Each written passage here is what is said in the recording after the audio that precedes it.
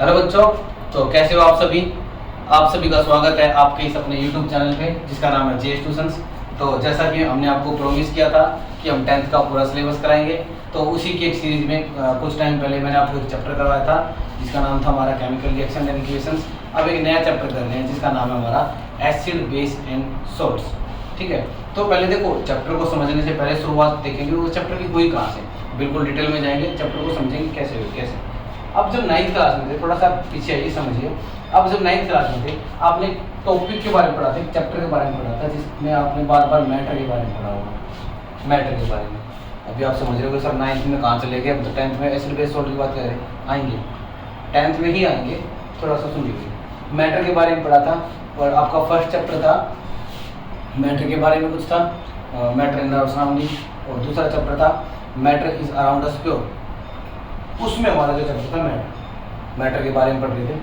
सुनो, अगर मैं बात करूं जो हमने पढ़ा था मैटर की हमने बेसिकली दो टाइप्स पढ़ी। कौन कौन सी? प्योर और इम्प्योर। मैटर की हमने दो टाइप पढ़ी थी, कौन कौन सी? Pure and impure. अगर मैं प्योर की बात करूं तो प्योर में हमने पढ़ा था एलिमेंट्स एंड कंपाउंड्स। प्योर में हमने क्या क्या पढ़ा था? एलिमेंट्स और कंपाउंड्स। जो एलिमेंट्स होते हैं ना, अब देखो वापस सुनना, मैटर की मैं बात करूं तो दो टाइप होती है, कौन कौन सी? Pure and impure. इम्प्योर के बारे में आपने mixture, homogeneous mixture, heterogeneous mixture सब पढ़े होंगे। ठीक है, मैं यहाँ पे बात करूँ कि मेन हमारा भी यहीं पे है। प्योर में हमने पढ़ा था एलिमेंट्स और कंपाउंड्स के बारे में। जो हमारे एलिमेंट्स होते हैं ना, उसकी बेसिकली तीन टाइप्स थी हमारे पास, कि आपने पीरियोडिक टेबल में देखा होगा कैसे कैसे एलिमेंट्स होते हैं हमारे पास। कैसे होते हैं? Metals, non metals and metalloids. इनके बारे में पढ़ा होगा। ठीक है, इनके बारे में पता होगा कि आपको कि जो एलिमेंट्स होते हैं इनकी तीन टाइप होती है, मेटल्स, नॉन मेटल्स और मेटलॉइड्स। बेसिकली एलिमेंट तीन तीन तरह के होते हैं पीरियोडिक टेबल में। मेटल्स होंगे, कुछ नॉन मेटल्स होंगे, कुछ मेटलॉइड्स होंगे। उसके बाद अगर मैं कंपाउंड्स की बात करूं, जो हमारे पास कंपाउंड्स थे ना, वो थे हमारे पास तीन टाइप के। कौन कौन से? Acid, base and salt. हाँ, तो यही से हमारा चैप्टर आया। हम किसके बारे में पढ़ेंगे? एसिड, बेस एंड सोल्ट्स के बारे में। सुनना वापिस, मैटर के बारे में पढ़ा था। मैटर की दो फॉर्म थी, दो टाइप थी मैटर की, प्योर एंड इम्प्योर। और प्योर में हमने पढ़ा एलिमेंट्स के बारे में और कंपाउंड्स के बारे में। एलिमेंट्स की तीन टाइप होती है, metals, non metals and metalloids. और उसी तरह कंपाउंड्स की भी तीन टाइप होती है, एसिड, बेस एंड सोल्ट्स। ठीक है, तो अब यहाँ से हमारा चैप्टर उठाते हैं कि हम एसिड बेस सोल्ट चैप्टर क्या है वहां से शुरू करते हैं। चलिए, तो जैसे कि आपको पता है आपके चैप्टर नंबर 2 है केमिस्ट्री का, जिसका नाम है एसिड बेस एंड सोल्ट। तो यहाँ से शुरू करते हैं नया चैप्टर अपना, जिसका नाम है एसिड बेस और सोल्ट। चलो, एसिड, बेस एंड सोल्ट। चलो, तो देखो एसिड, सबसे पहले मैं अगर एसिड की बात करूं तो हमारे दिमाग में एसिड का पता होना चाहिए, एसिड क्या होता है, क्या चीज़ वगैरह नहीं। अगर मैं बात करूं एसिड की, तो जब भी मैं कोई एसिड की फिजिकल प्रॉपर्टीज की बात करता हूं ना, जैसे मैं पूछता हूँ भी क्लासेस में कि व्हाट आर एसिड या फिर एसिड के बारे में बताओ, तो बच्चे सबसे ज़्यादा बोलते हैं कि एसिड्स आर सार इन टेस्ट, कि एसिड स्वाद में इकट्ठे होते हैं। अगर मैं बात करूँ, देखो हम ये फिजिकल प्रॉपर्टी यूज करते हैं, लेकिन अगर केमिस्ट्री के टर्म में माने ना, ये फिजिकल प्रॉपर्टी मैं एक टाइप से बोल सकता हूँ कि सबसे बुरी फिजिकल प्रॉपर्टीज होते हैं अगर हम इसको सबसे पहले यूज कर रहे हैं। क्योंकि केमिस्ट्री के अंदर किसी भी चीज़ को हम टेस्ट करके नहीं देख सकते। टेस्ट करके मतलब हमारे पास ये थोड़ा पता क्या चीज़ है कि हम उसको टेस्ट करके थोड़ा देखेंगे, क्या पता क्या मान लीजिए हमने हमारे पास एक्सेल रखा, हमको टेस्ट करके देखने चले क्या पता क्या हो। तो ऐसी चीज़ें हम टेस्ट करके नहीं देखते, हम तो पहले चीज़ नहीं बोल सकते ये चीज़। ठीक है, तो मैं अगर सबसे पहले हम क्या करेंगे, एसिड की फिजिकल प्रॉपर्टीज के बारे में बात करेंगे। फिजिकल प्रॉपर्टीज किसकी? एसिड। किसकी? एसिड की। कौन सी प्रॉपर्टीज? Physical properties. तो कुछ प्रॉपर्टीज देखेंगे। सबसे पहली फिजिकल प्रॉपर्टीज देखेंगे कि जो एसिड होता है ना, एसिड क्या करता है? Acid turns blue litmus to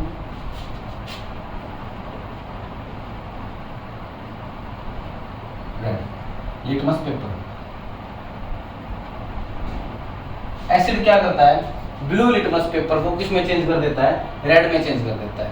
हमारे पास क्या होते हैं, कुछ पेपर्स होते हैं जिनको हम लिटमस पेपर बोलते हैं। जब उसको एसिड के अंदर डाला जाता है ना, तो ब्लू कलर का लिटमस पेपर किस में चेंज हो जाता है, रेड में चेंज हो जाता है। इसको याद करने की एक ट्रिक भी रख लीजिए आप, कि इसको ऐसे याद रखा जाता है, ए नी ले। आपने हमेशा कोई ना कोई रील नाम का बच्चा होगा आपकी क्लास में, कोई आपका कोई दोस्त फ्रेंड कोई होगा नील का, तो उससे याद रख सकते हैं। ऐसे एसिड, हिंदी में इसको अमल भी बोलते हैं। एसिड नीला से लाल, मतलब एसिड क्या कर देते हैं, नीले को किस में बदल देते हैं, लाल में बदल सकते हैं। ये आपका आप याद करने की ट्रिक लगा लीजिए, कुछ भी किसी तरीके से आप याद रख सकते हैं। दूसरा तरीका, दूसरी बात करूँ मैं, दूसरी फिजिकल प्रॉपर्टी, जो इनकी पीएच वैल्यू होती है ना, जो इनकी पीएच वैल्यू होती है, ये बिलो 7 होती है। हमारे पास एक इंडिकेटर होता है जिसको पीएच स्केल बोलते हैं। पीएच स्केल पर इनकी वैल्यू कितनी होती है, 7 से कम होती है। मतलब जिसकी भी वैल्यू 7 से कम आ रही है, मैं ये बोल सकता हूँ कि वो क्या होगा, एसिड होगा। ठीक है। तीसरी, they produce H positive ions in aqueous solution. ये क्या करते हैं, एक्वस सॉल्यूशन में H पॉजिटिव आयंस प्रोड्यूस करते हैं। मतलब जब इनको एक्वस सॉल्यूशन इनका बनाया जाता है, तो ये क्या करते हैं, H पॉजिटिव आयंस प्रोड्यूस करते हैं। ठीक है। Fourth property, they generally crore metal, they generally crore metals. मतलब ये क्या करते हैं, मेटल्स को गलाना शुरू कर देते हैं, और ये इलेक्ट्रिसिटी भी पास कर देते हैं अपने अंदर से। They generally good conductor of electricity, good conductor of electricity.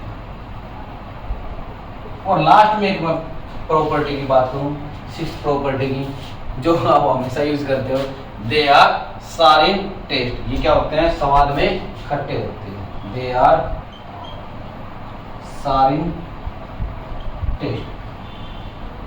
तो कुछ ये फिजिकल प्रॉपर्टीज थी जो हम हमेशा अपने में यूज करते हैं। एसिड्स के लिए हम यूज करते हैं कि आपकी जो फिजिकल प्रॉपर्टीज थी, या आप चाहो तो स्क्रीनशॉट ले लीजिए, उतारना चाहो उतार लीजिए। ठीक है। इसके बाद चलते हैं आगे। तो ये हमारी कुछ फिजिकल प्रॉपर्टीज पढ़ी हमने। अब अगर मैं एसिड की बात करूं, तो देखो स्ट्रॉन्ग है, एक होते हैं स्ट्रॉन्ग एसिड हमारे पास, और एक होते हैं हमारे पास, मैं थोड़ा सा यहाँ से साफ करके फिर इस पे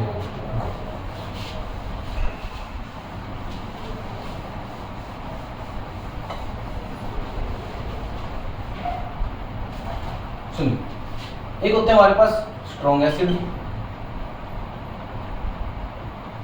और एक होता है हमारे पास weak acid. Weak acid, strong से ये मत समझ लेना एक के पास पावर ज्यादा है, एक बेचारा कमजोर सा है, नहीं, ऐसा कुछ नहीं है। जिसकी पीएच वैल्यू, देखो मान लीजिए हमारे पास जो पीएच स्केल होता है, मैं यहाँ पे बात करता हूँ पीएच स्केल की, हमारे पास ये अच्छा ऐसा कुछ पीएच स्केल होता है जिसकी वैल्यू 0 से कितनी होती है, 14, और यहाँ पे 7, ऐसे ऐसे होता है पीएच स्केल। अगर मैं बेसिकली बात करूँ तो जिसकी वैल्यू 7 से, जैसे मान लीजिए यहाँ पे 6 होगा, 5, 4, 3, 2, 1, ऐसे होते हैं। अब जो कि 7 के थोड़ा सा पास है इस एरिया में, वो हमारे कौन से एसिड होंगे, वीक एसिड, जो थोड़े से इस एरिया। और जो ज्यादा इस तरफ होंगे, जो ज्यादा मतलब 7 से ज्यादा दूर होंगे, वो हमारे कौन से होंगे, स्ट्रॉन्ग एसिड, क्योंकि इनके पास H पॉजिटिव आयंस ज्यादा है, इनके पास H पॉजिटिव आयंस थोड़े से कम होते हैं। तो ये कौन से एसिड होते हैं, वीक एसिड। ये कौन से होंगे हमारे, स्ट्रॉन्ग एसिड। अगर मैं स्ट्रॉन्ग एसिड के एग्जांपल की बात करूं, स्ट्रॉन्ग एसिड के एग्जांपल की बात करूं, तो ये होता है हमारा HCl and H2SO4।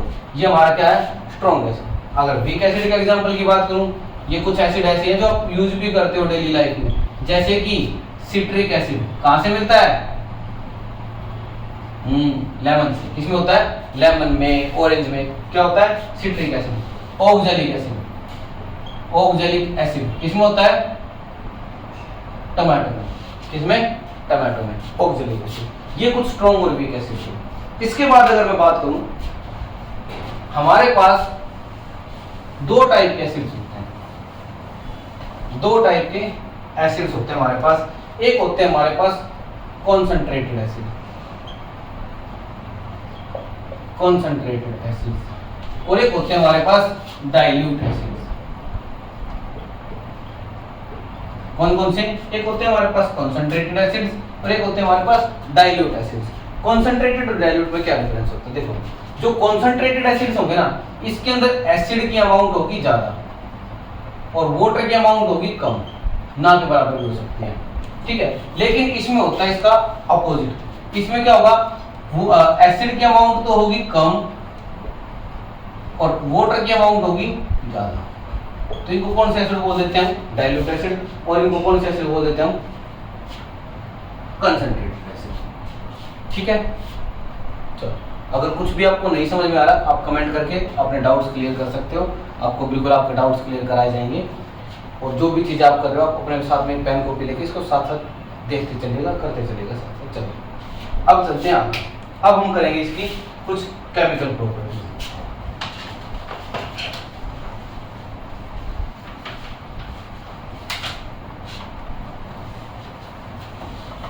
Chemical properties देखते हैं एसिड।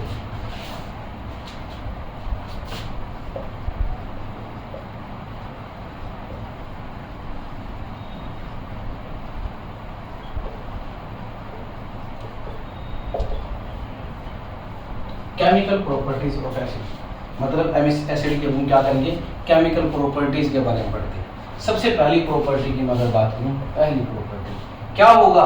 जब एसिड को क्या किया जाएगा? मेटल के साथ रिएक्ट किया जाएगा। क्या होगा जब एसिड को किसके साथ रिएक्ट कराया जाएगा? मेटल के साथ। When acid reacts with metals, सुनिए, जब भी एसिड मेटल्स के साथ रिएक्ट करेंगे ना, वो क्या प्रोड्यूस करेंगे? Salt plus H2। कौन सी गैस? Hydrogen gas. जब भी कोई मेटल एसिड के साथ रिएक्ट करेगा, वो क्या प्रोड्यूस करेगा? सॉल्ट और कौन सी गैस? Hydrogen gas. एग्जांपल के लिए ले लेता हूं मैं HCl और मैं साथ में ले लेता हूं एक मेटल ले लेता हूं Na। और जब इनकी रिएक्शन कराऊंगा तो ये क्या प्रोड्यूस करेंगे? एक सॉल्ट प्रोड्यूस करेंगे, जो कि हमारा क्या होगा? NaCl प्लस और हाइड्रोजन गैस यहाँ से बाहर निकलेगी। वापिस सुनिएगा कि जब भी कोई एसिड मेरा मेटल के साथ रिएक्ट करेगा, एसिड मेटल के साथ रिएक्ट करेगा, तो वो क्या प्रोड्यूस करेगा? सॉल्ट और हाइड्रोजन गैस। यहाँ पे एग्जांपल के लिए मैंने HCl ले लिया, एसिड है, और मेटल Na ले लिया, और जब इनकी रिएक्शन कराई आपस में तो Na क्या बना? NaCl और H2 गैस जो कि बाहर निकल रही है। अब अगर इसी को मैं प्रैक्टिकली समझने को, मान लीजिए मेरे पास कोई ये टेस्ट ट्यूब है, इसमें मैंने क्या डाल दिया? HCl डाल दिया।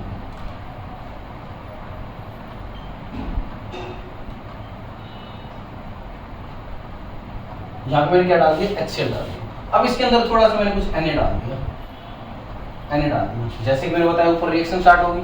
अब मैं क्या करता हूँ? इसको ऊपर से बंद कर देता हूँ। इसको मैं ऊपर से बंद कर दिया और यहाँ पर एक पाइप लगा दी, ऐसे पाइप लगा दी।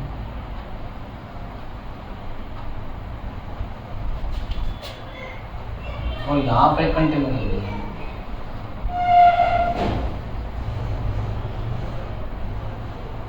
और इस कंटेनर के अंदर क्या है? सोपी वाटर। इस कंटेनर के अंदर क्या है? सोपी वाटर, मतलब साबुन वाला पानी। अब जैसे यहाँ से रिएक्शन स्टार्ट होगी, जैसा कि मैंने आपको बताया, यहाँ पे क्या बन जाएगा? नीचे NaCl, यहाँ पे क्या बन जाएगा? NaCl। और यहाँ से क्या निकलनी शुरू हो जाएगी? हाइड्रोजन गैस बाहर निकलनी शुरू हो जाएगी। अब वो हाइड्रोजन, देखो इसको ना हम हाइड्रोजन गैस की टेस्टिंग भी बोलते हैं। हाइड्रोजन गैस की इसको हम टेस्टिंग भी बोलते हैं। अब जब इसके साथ रिएक्शन होनी आएगी तो यहाँ से हाइड्रोजन गैस निकलेगी, और सोपी वाटर होने पर, आपने बचपन में जब छोटे थे ना, वो पानी के अंदर बुलबुले उड़ाने वाला वो जरूर खरीदा होगा, उससे बुलबुले बनाए होंगे। सेम यहीं पे है, जब यहाँ से कोई गैस आएगी तो सोपी वाटर के अंदर क्या आके क्या बनाएगी? बैलून, बुलबुले, बबल्स निकलेंगे इसके, बबल्स ऐसे। और उन बबल्स के पास जब मैं माचिस या फिर कोई मोमबत्ती वगैरह कुछ जला के ऐसी कोई चीज लाऊंगा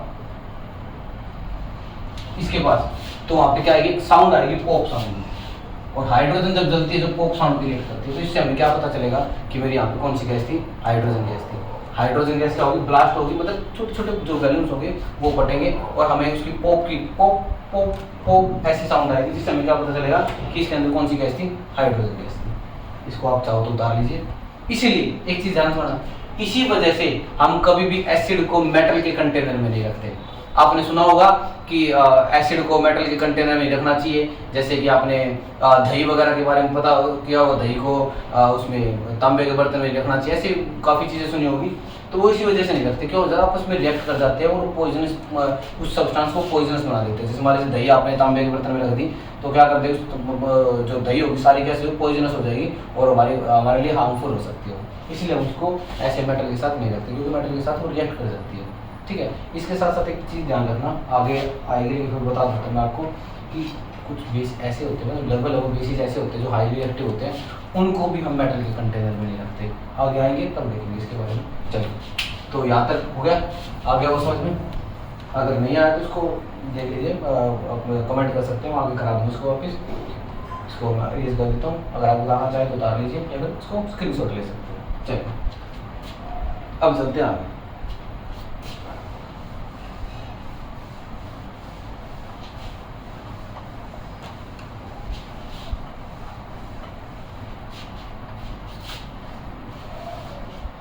अब क्या करेंगे, मेटल की रिएक्शन कराएंगे, सॉरी एसिड, मेटल की नहीं, एसिड की रिएक्शन कराएंगे किसके साथ, मेटल कार्बोनेट के साथ। जब एसिड की रिएक्शन कराएंगे मेटल कार्बोनेट के साथ, वो क्या प्रोड्यूस करेगा, salt plus carbon dioxide plus H2। क्या प्रोड्यूस करेगा, salt plus carbon dioxide plus H2। Example के लिए मैं ले लेता हूं HCl। HCl की रिएक्शन कराऊंगा मैं Na2CO3 के साथ। किसके साथ, Na2CO3, metal carbonate. Acid HCl, metal carbonate Na2CO3। जब इसकी रिएक्शन कराऊंगा तो यहाँ पे क्या बनाएगा, ये NaCl प्लस ये बैलेंसिंग आप खुद करते रहना, क्योंकि फर्स्ट चैप्टर में आपको बैलेंसिंग सिखा चुका हूँ बड़े अच्छे से। इसको बैलेंसिंग वगैरह कहीं भी आप अपना आप खुद करते रहना। NaCl plus CO2 plus H2। ये होगी क्या, when metal reacts with metal, sorry when acid reacts with metal carbonate. जब एसिड किसके साथ रिएक्ट करेगा, मेटल कार्बोनेट के साथ रिएक्शन करेगा। अब अगर एसिड रिएक्ट करेगा मेरा हाइड्रोजन कार्बोनेट के साथ, तो क्या होगा, when acid reacts with metal hydrogen carbonate.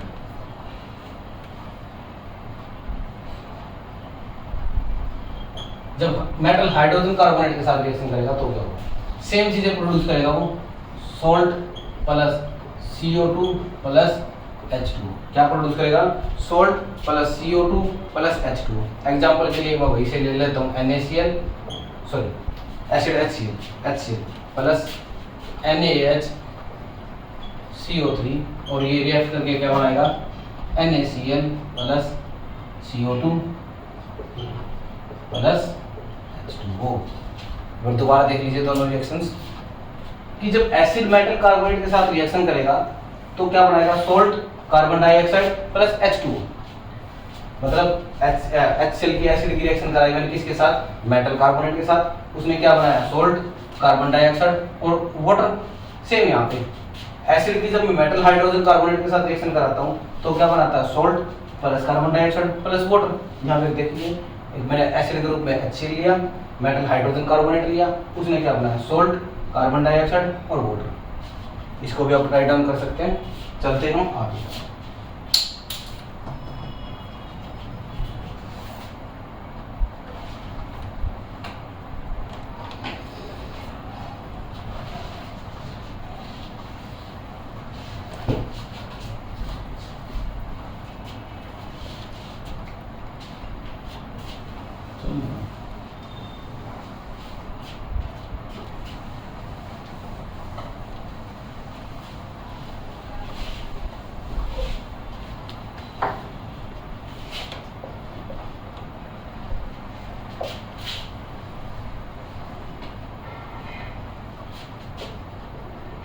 चलिए, तो आगे प्रॉपर्टी करते हैं। हम क्या करेंगे, अब मेटल ऑक्साइड, सॉरी एसिड की रिएक्शन कराएंगे मेटल ऑक्साइड के साथ। एसिड की रिएक्शन कैसा है, ये third 1 2 3 4 acid plus metal oxide. जब हम एसिड की रिएक्शन कराएंगे किसके साथ, मेटल ऑक्साइड के साथ, ये क्या बनाएगा, salt plus water. when acids sorry when acids react with metal oxide they produce salt plus water। देखो क्या प्रोड्यूस करेंगे, salt and water।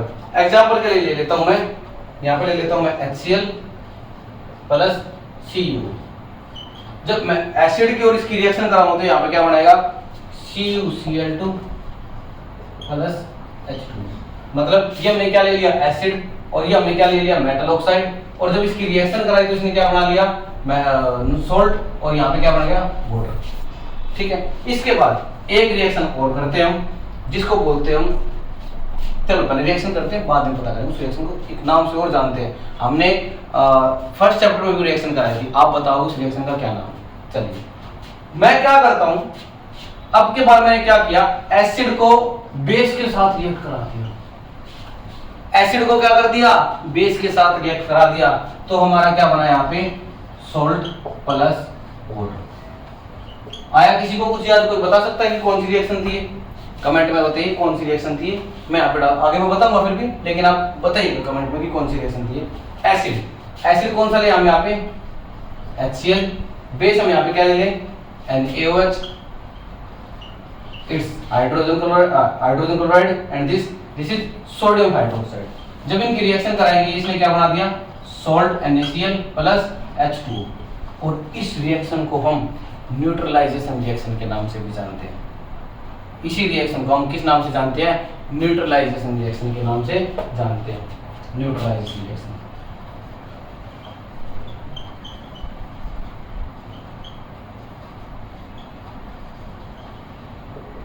चलिए, तो ये थी आपकी एसिड की कुछ फिजिकल प्रॉपर्टीज और केमिकल प्रॉपर्टीज। इसके बाद हम आप आगे करेंगे बेस के बारे में, बेस की फिजिकल प्रॉपर्टीज और केमिकल प्रॉपर्टीज।